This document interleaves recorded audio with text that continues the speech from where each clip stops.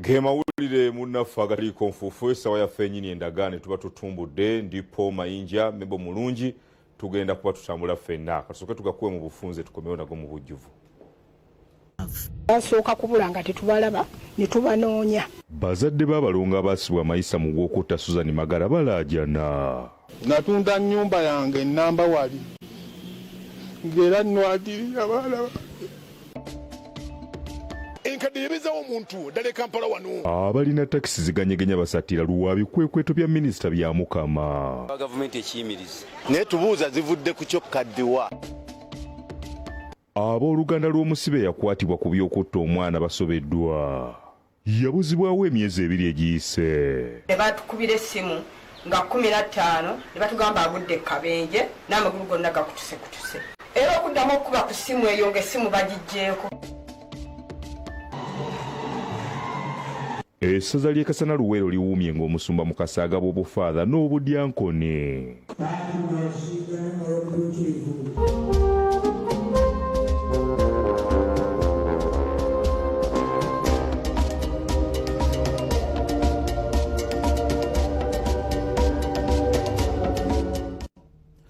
Katugasimbule ne bazadde b'abalongo abaasibibwa amayisa mu musango ogw'okutta omuwala Susan Magala balaajanidde gavumenti ku bibonerezo eby'okusibibwa amayisa bye baasalira abaana baabwe. Bano bagamba nti abaana baabwe bano babamanyi nti baali balungi ddala naye nga wandibaawo abaabayingiza ebikolwa ebikyamu. Bano tubasanze Buwalula Emityana. Ng'ennaku z'omwezi 5 omwezi guno omulamuzi wa kkooti enkulu Alex Agyegimaka yasalira abenyigira mu kutta Susan Magala ebibonerezo omuli okuwanikibwa kalabba nga bano kuliko Muvumbo Musa ne Kandyajala nga be benyigira obutereevu mu kumutta. Abalala basalira gwa kusibwa amayisa okwali n'abalongo okuli Waso Hussein Musaazi ne Hassan Kato Miro. A4 and A9 bwenna Kandyajala ne Muvumbo Musa Habasi kkooti ebasindise ku musango ogw'okufa ekibonerezo eky'okufa. While the rest of the convicts are hereby sentenced to imprisonment for the rest of their natural lives. Oluvannyuma lw'okubasalira okusibwa amayisa tuwayiza ne bazadde baabwe okulina Ndakaiza Saniya ne Salong Abudo Sendebwe betusanze mu maka gaabwe ku kyalo Buwalula Kamule kiri mu Ggombole Malangala Emityana. Nalongo agamba nti abalongo bwe babakwatira bali ba 16 gyokka nga kitaabu yali abatutte Kampala wamujja we Nanfuka Aisha bamaleyo oluwumula nga ali abatumye emmere mu katale ne batadda. Naye mu kuwambibwa okwo ng'abaana abo kitaabu yali abatutteko Kampala eyo ewa maama waabwe Aisha Nanfuka. Kati ebyo mbimanya luvannyuma. Agamba nti ekyaddirira kwe kuwulira nti bajjuddwa ku muzikito gwa busaafe mu kisenji baali bagenze okusalira ne babakwata. Ne banoonyezebwa mu buli wamu naye nze nga sisituka wansi nga n'amagulu tegakyatambula. Mu bulumi bwe nnina kuba be baana be nnina abo mutaata waabwe oyo Abudu Sendeeba kati bawezezza 24 babakwata balina 16. Ategeezezza nti bagezaako kubanoonya buli wamu okutusale bazuula nti bali mu komera luzira nga n'embeera eno yamuviirako okubwa puresha n'amala ebbanga ku kitanda nga yaddamu okuwulira nti batwalirwa ku kkooti ya Buganda Road ne bagulwako ogw'obutugi n'oluvannyuma ne batwalira mu kkooti enkulu ne bagulwako okukutta Susan Magala. Vaamu pulesa yankuba nembeerako ku kitanda akabanga ne kawera dwa abaana abo nga sikyali nnyayo olw'obulumi bwe nnyina.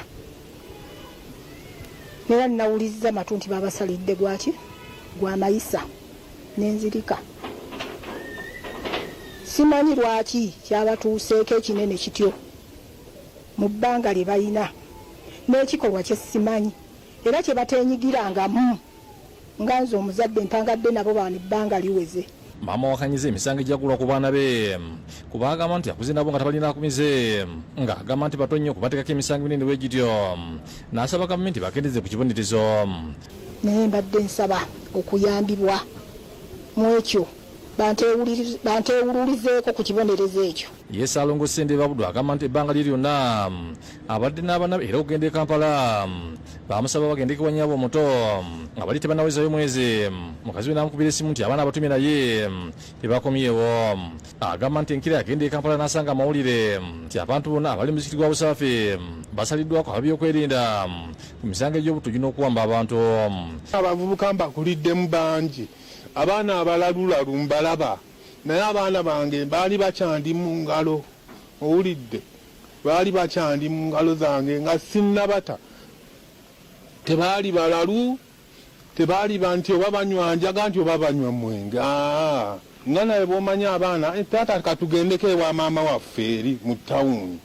Owulidde, ne mbagamba kale mugende mumulabeko.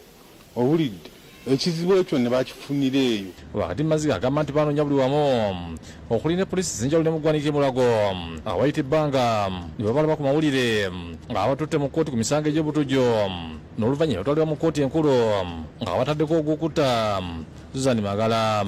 Eno okuwulira nti mu kkooti nkulu kati yebalamula nga tugenda mu kkooti nkulu okutuuka eyo omusango ogubavunaanibwa ate ogw'obutujju tugubajjeeko ate kati gwakutta Magala.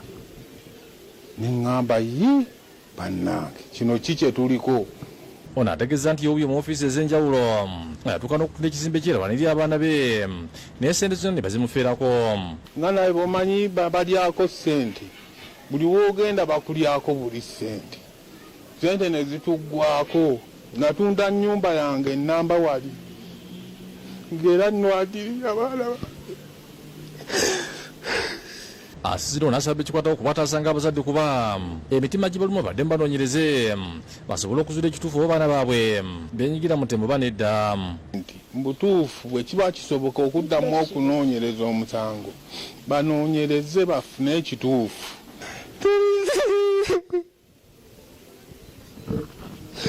Babasalidde bayisa simanyi kyakukola n'ensaba gwe kikwatako bannyamba abaana bange baali bakyali bato. Bo abatuuze okuli Joseph Mukalazi w'ebyokwerinda n'ekibuuka Bendegere bagambye nti abaana bano bakula babalaba nti balina buzibu bwonna. Eno ngaffe waffe tetubalinaako mbeera yonna nti oba abaana bano baali beeyisa bwe bati oba balwanagana ne bannaabwe oba babba kino.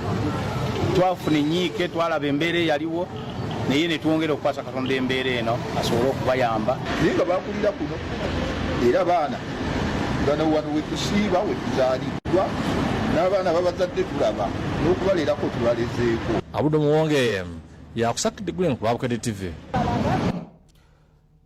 Ate obunkenke bweyongedde mu bavuzi ne bannannyini takisi ziganyegenya oluvannyuma lwa minisita w'ebyentambula Fred Byamukama okulangirira ebikwekweto ebitandika ku lunaku olwa bbalaza.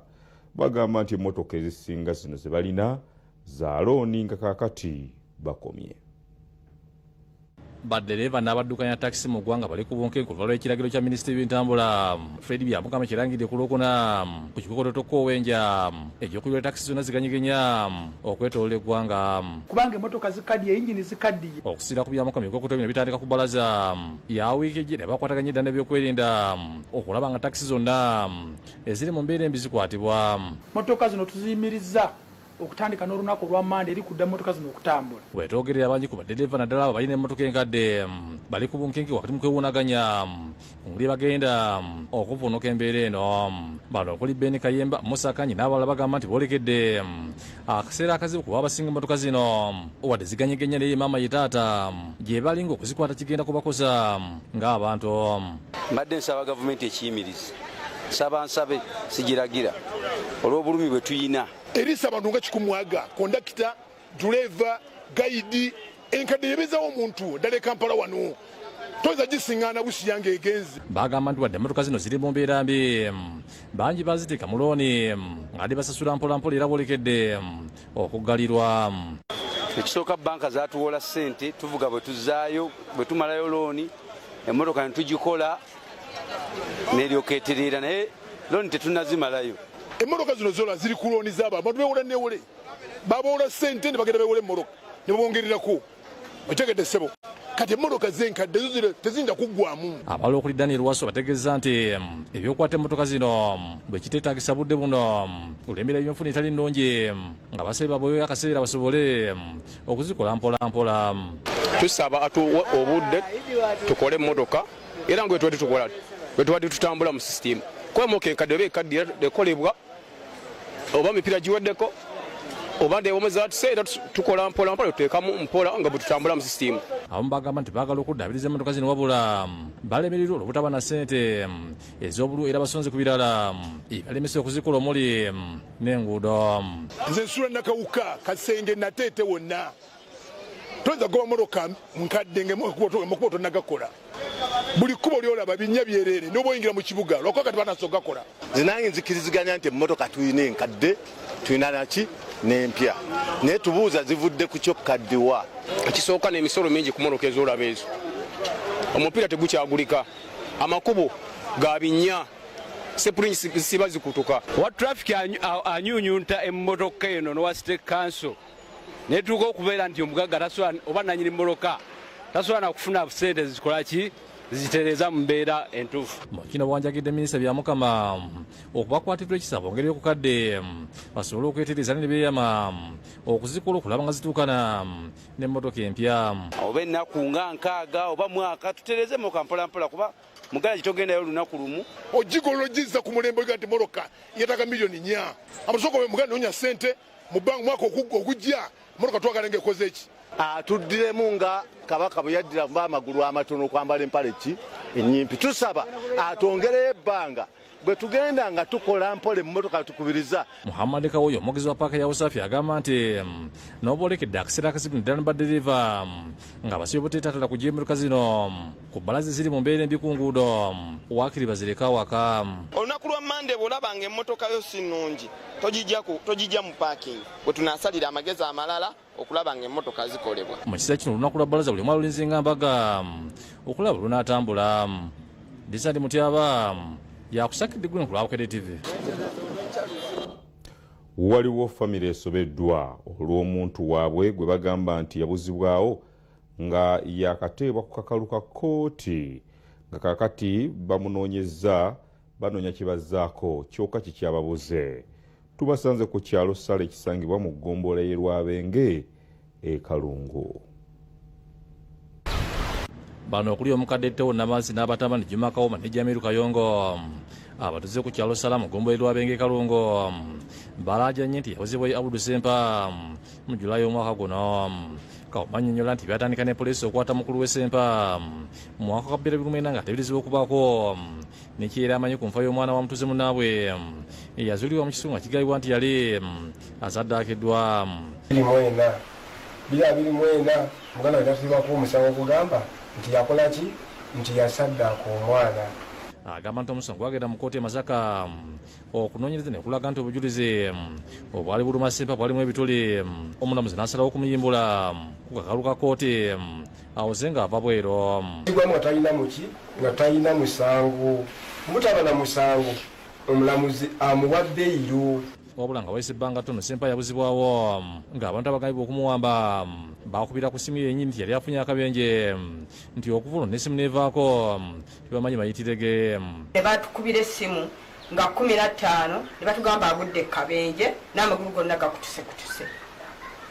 Era okuddamu okuba ku ssimu eyo ng'essimu bagijjeeko. Kati balumiza mutuze munnawe biri muje mugera taata w'omwana agayibwa okusaddaakibwa okwenyingira mu kubuuzawo Sempa nti kubanga aliko bwe yawulirako mu ngeri y'okwewaana yali amanyi gy'ali. Wani Kawucewo n'ajja n'agamba muto wange n'amugamba nti mugundi yaŋŋambye omuwanga wange muna biri muyimye bwanika ti omuntu gwe munoonya yennyini yakola ki yamuwambira yamulina. Mwana wange yawambibwa omusajja birimuye yeewaana bwewaanyi ne bwagenda ku poliisi tibalina kye bakolawo. Bagamba nti ku nsonga eno baddukira ku poliisi y'e Kalungu neyita birimuye ne gwe yagambako ku bya Sempa ne bakkiriziganya okumukomyawo addemu yeyanjule nga mu kkooti kyokka omwezi oguwedde tebayambiddwa. Naye birimuye naye teyagaana n'agamba nti omuntu yakola ki omuntu yamulina. Bamulya nti yatugamba alabagenda kuzomeza nga 16. omukadde Nabanza agajjanye nti bukyanga mutabani wabuzibwawo tebalina mirembe ku kusaba bikwatako basukiremu bamuyambe. Nange munyambe buli omu amateeka buli omu ali mu buyeeza. Omwami birimu ye yawamba omwana wange omufu oba mulamu ate obulamu omuntu waffe yenna ina gyatwatwe tumuziike mugagwayi tubamuziika wano. Wabula birimu ye gwe balumiza bwatuukiridde ebimogerwako abyeganye n'ategeeza nti ekyamanyi nti Ssempala emikono emituufu egy'obuyinza n'agamba nti bano ye bamulumiriza bali ku kakolyo kakumunafuya nti omusango aguggyemu enta. Omuntu waabwe naye nga sina kye nkimanyiiko nange nawulira bulizi nti omuntu bamukutte nange mukola nti bamukutte ne ngamba nti ekyo kirungi kubanga bamukutte abeereyo mu kkomera naye amawulire gagenda okuba nti nawamba omuntu waabwe nze mulina naye nga nange siri waabwe yinza siri waaki. Omwogezi wa poliisi mu bitundu by'e Masaka East twakasirya akisiza nti ensonga zino bazingiddemu era asabye abafamire okubeera abakkakkamu bakwatire wamu okuzuula omuntu waabwe. Poliisi eri mu kunoonyereza ku kubula kwe n'okuzuula bw'abanga yabulirawa wabanga waliwo abamubuzaawo nakyo tubeere nga tukitegeera. John Bosco Seruwu yakusakidde eggulu enkulu Abukedde TV. Ate Lutikko eya Wallet of Queen of Peace mu ssaza lya Kasana Luweero ewuumye ng'omusumba w'essaza lino Lawrence Mukasa awa abadyankoni 5 n'abasaaserodooti 7 obukulo abakuutidde okubeera abakozi nga baweereza Omukama Katonda nga bwe bakubye ebirayiro byabwe. Badde buli eddakiika 15 kwera ssaawa 4 ez'okumakya ennyiriri z'abannaddiini ne zitandika okuyingira mu Lutikko ya Our Lady of Queen of Peace Kasana Luweero. Emmisa n'etandika ng'ekulembeddwamu omusumba Lawrence Mukasa nga yeetabiddwako abakulembeze ab'enjawulo. Oluvannyuma akulira eby'okuyitibwamu Ssaza Father Godfrey Sserulangira asomye abagenda okufuna obudyankoni wamu n'obusaaserodooti 7 nga wano omusumba Lawrence abakubisizza ebirayiro okuli obutawasa wamu n'okuweereza Mukama n'obwesimbu. Nga mwena abalangirira mwewongedde Kristo Omukama n'okusigala nga temuwasizza ennaku zonna musimbule ekigere mujje wano.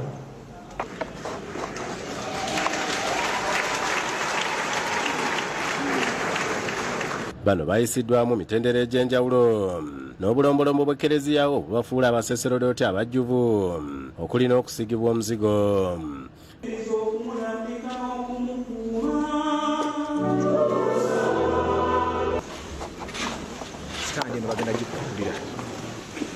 Tukuzenga abakristu oweerezenga Katonda ekitambiro.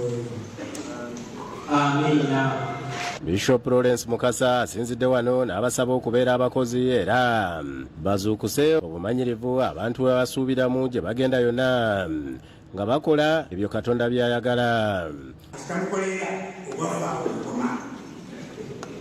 Emirimu ebiddako okujja okukubamu okuseesaamu ebigamwe munaakakikole bannange nga bivumbeera nga bisigire. Omubaka wa Katikamu North Dennis Sekabira asinzidde eno n'asaba abazadde okukuuma obulungi abaana naddala mu kiseera kino eky'oluwummula. Mu budde ng'abaana bali wakati mukole obuvunaanyizibwa oba ennyini basuubirwamu musobole okuggyamu abawula abalala bangi bwe bati abaana bakuumirutiri naddala abaana bafa obuwala. Kirabo kiva eri Katonda era omusaaserodooti yenna aba ateereddwawo ku lw'abantu. Ate ne tumuwaayo twebaza Omukama nti akkiriza ekirabo kye twamuwa agenda muweereza mu nnimiro ye ng'omusosolooti. N'emikolo gy'okuwa abadyankoni 13 n'abafaada 6 mu ssaza lya Hoima giyindidde ku Lutikko ya Our Lady of Lourdes Bujumbura mu kibuga Hoima. Byonna niwo bitwala mu maiso, byonna niwo bigumya. Emikolo eno gikulembeddwamu Ssaabasumba w'ettwale lya Mbalala Lambert Baina Omugisha nga gyetabiddwako ne minisita omubeezi ow'ensonga za Bunyoro Mary Grace Mugasa. Awe mutabuye ekitiinisa n'okumubuulira ego nimulaganiza. Ssaabasumba Lambert abakuutiddeyo okunywerera ku birayiro bibakubye mu lujjudde lw'Abakatoliki. Okwegesa kwanyu buyisega abantu ba Ruhanga ebikolwa byanyu birungi bisemerezeke Abakristo n'abantu boona. Ssaabakristu w'essaza lino John Mary Mzee Kisembo ku lw'abakristu bonna ayozayozezza abambaziddwa bw'atyo ne yeeyama okubawuliriza naddala mu by'enkulaakulana. To help the bishop fully complete one major investment project every year. Minisita Mugasa asabye abafunye obukulu okubunyisa enjiri ey'enkulaakulana mu maka.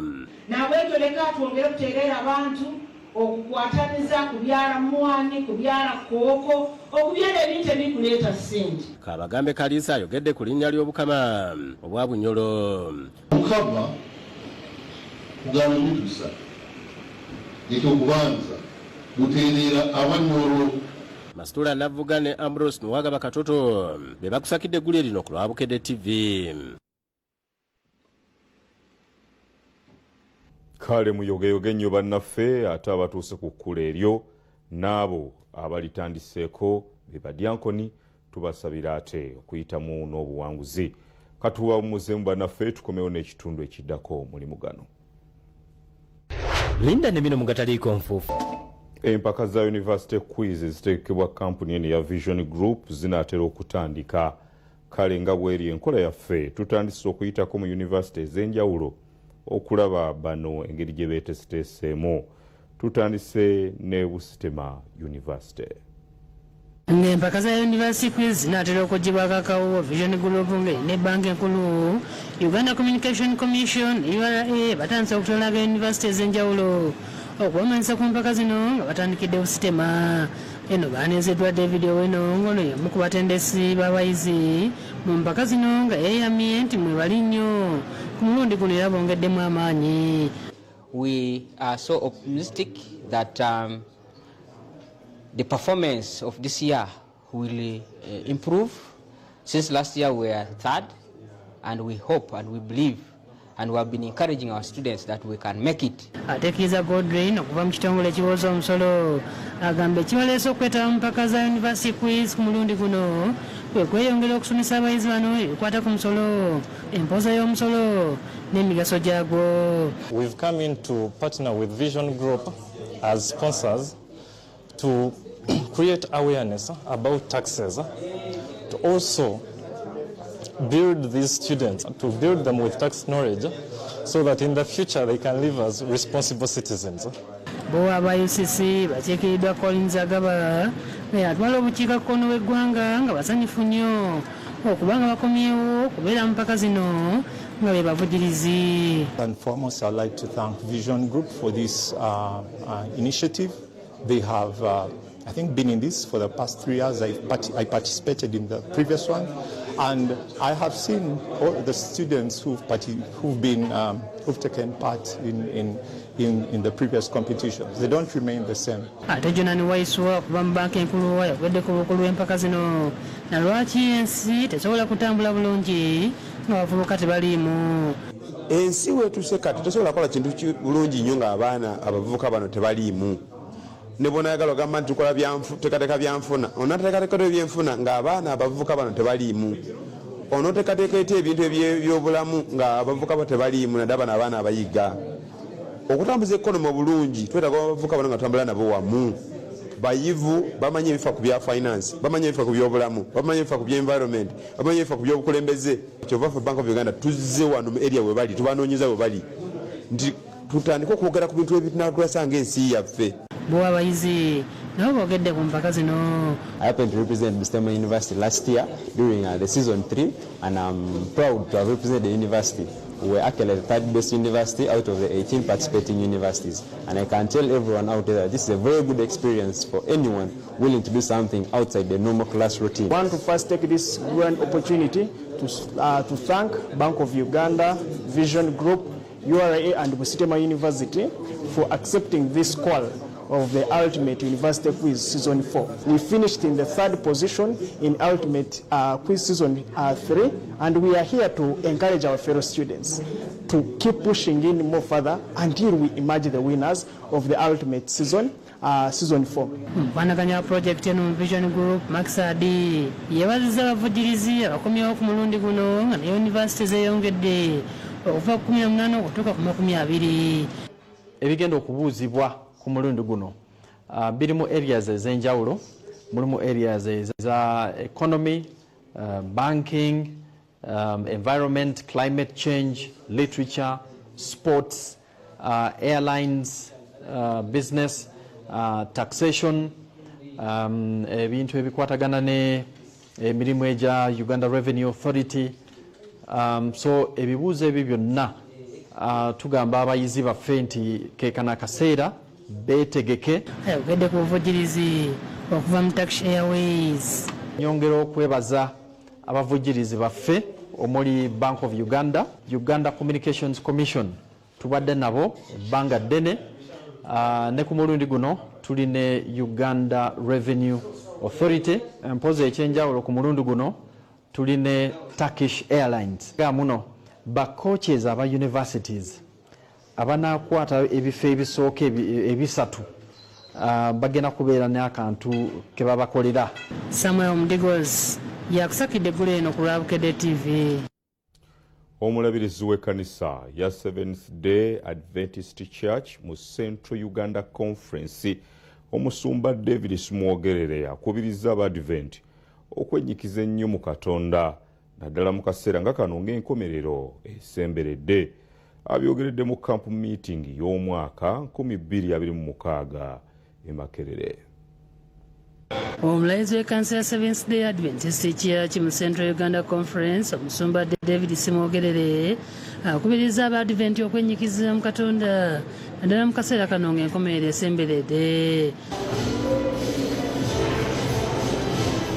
Okwogera bino abadde ku Makerere SDA Church Nakulabye bw'abadde mu lusiisira olw'omwaka 2026 ng'onayambiddwako omusumba Crispus Mukiibi wakati mu kkoolo by'ennyimba.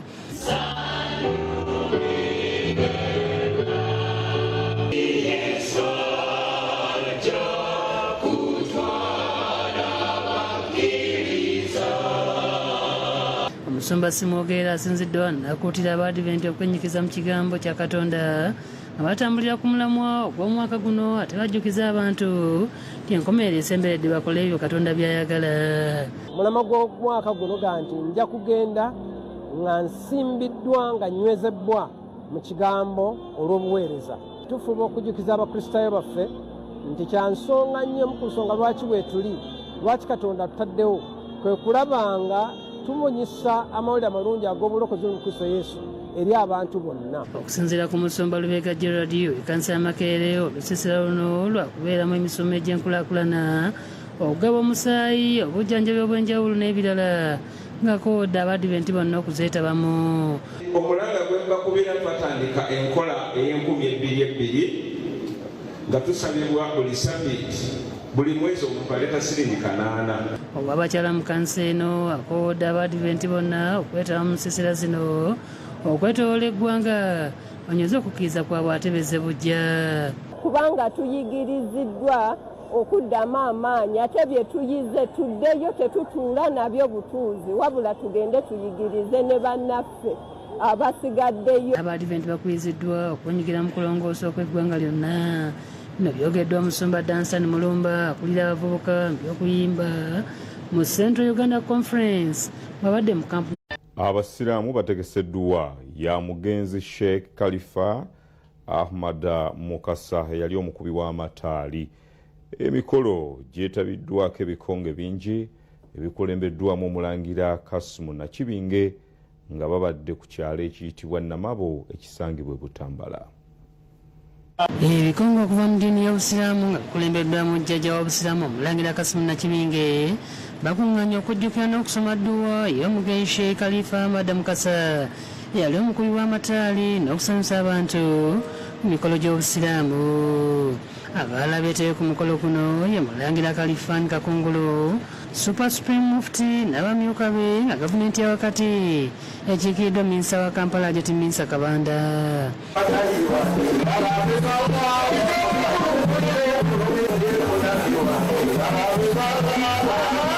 Wasoose kubaawo okusomesa Abaisiraamu ebintu eby'enjawulo n'okubajjukiza ebikwata ku mugenzi.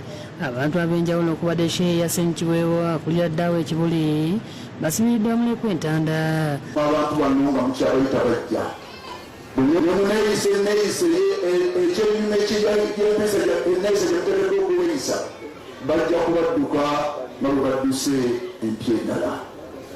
Muswaliranga olusozi Kibuli mu buli mbeera yonna. Abasinye okubanguyiza enteekateeka y'okwabya olumbe kubanga tabaddewo okukaayana zonna. Naye kansubire kyetuteeketeekedde musiimu mu kakuli gyali kusabanga genda gyeraalo bonna bateeseteese Allah abeerenga abasiima. Banne mbeebaza kutongole mwewala okulyokoola kwaffe mwewala okwalukula ne mujja bulunyo nti okubeerawo ng'abajulizi basabira Hanifa Mukasa.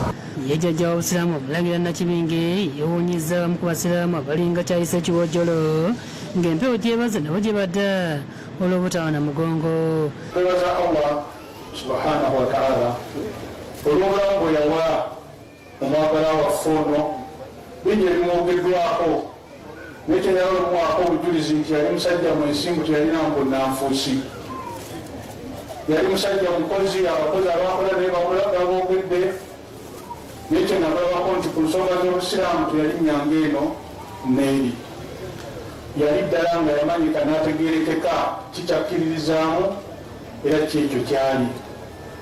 Teyali ng'abantu abamu abalinganga ebiwojjolo omulaba ku makyadde eno entawo mwefuwa nadde eno n'ogamba omuntu omukulu omuvunaanyizibwa oba otyanga ekiwojjolo lwolabanyika ki kyoliko leero n'ogamba nti okkirizigana mu kino bugenda okukya ng'okyusa oli ku kino ate n'oyagala abantu okuwa ekitiibwa ng'ekiwojjolo. Kakati abantu abo ekintu ekyo ndowooza tweddemu nti baako kyokkiririzaamu omanyike era otegeerekeke nti ekyo kyoliko. Asabye abasiraamu bulijjo okubeera abeesimbu naddala ku bintu ebikwata ku ddiini yaabwe. Ye Minisita Kabanda n'abalala nabo baliko bye boogedde ku mugenzi. Era tumanye nti waliyo okufaata n'okwagalana n'abaana ba Khalifa tumanye bwe tubaagala. Naffe netwamuyigako nga mulamu tutwale ng'ebyenkizo.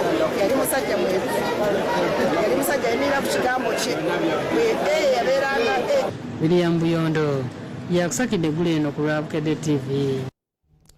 Kubadde kusagambiza mu kumanyagana mu kika ky'ab'Embogo ababeera e Mubende. Eno Ssaabaminisita Robinah Nabbanja gyasinzidde okubakubiriza okukomya ettamiiro basobole okwejja mu bwavu.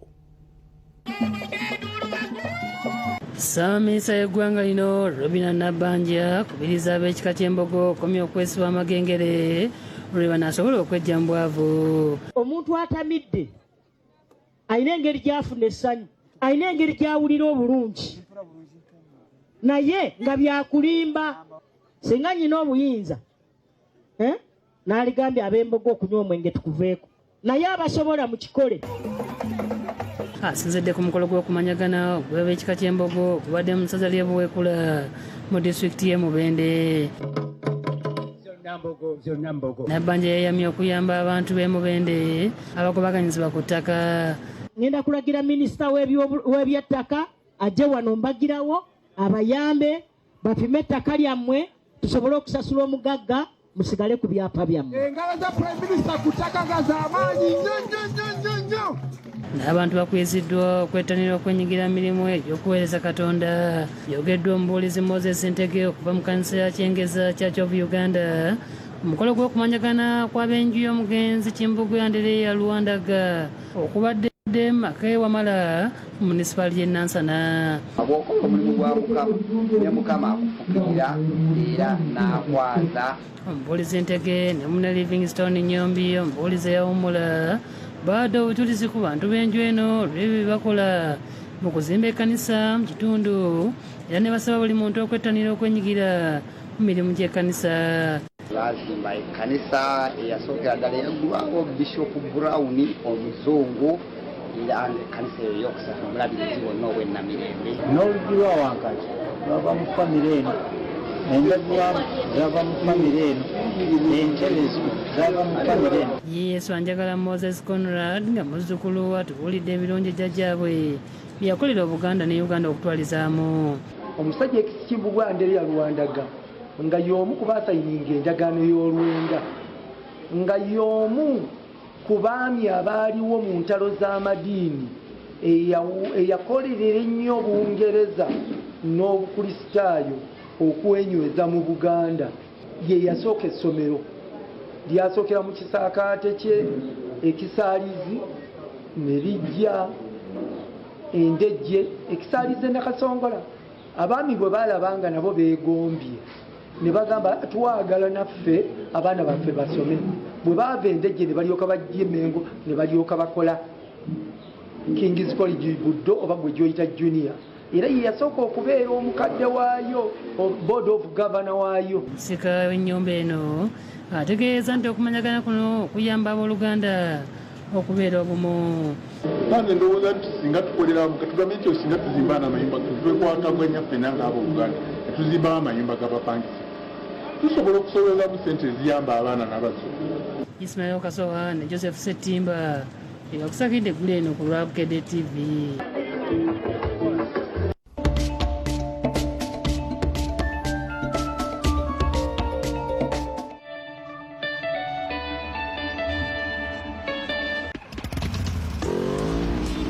Take a look around and you'll see everything can be reimagined.